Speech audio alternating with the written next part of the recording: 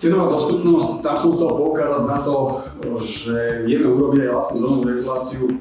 500, 600, 700 eur zákazník ide na cenu, má tam poriešené tie káble, dá sa aj nejaká vlastná alternatíva. Až po nejakú zložitejšiu, ktorú som práve spomínal pred chvíľkou, že vieme riešiť s jedným termostatom, s reguláciou, to kúrenie, chladenie, rekuperáciu, peťorovanie nejaké závlahy.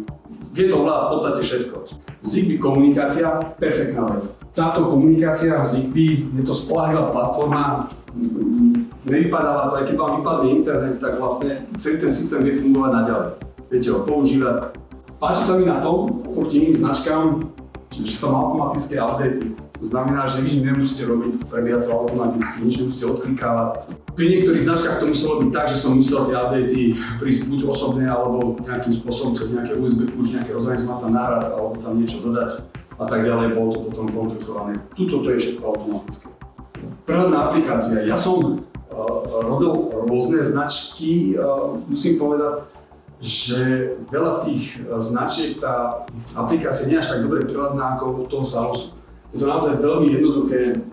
Keď je to oranžové, kurí to, keď je to modré, chladí to, keď je to zelené, je to vypnuté, keď je to šedé, je tam nejaký problém, tá chybová hlasnosť, kliknete na ten výkričník, viete presne aká chyba, je tam pomerne presná a vy už keď zavoláte nejakému technikovi alebo pánovi Chovanovi, tak ten už vie, čo máte urobiť alebo kde je nejaká chyba, takže veľakrát dokážete vyriešiť ten problém na diaľku cez telefón, ani nemusíte ísť na tú stavbu.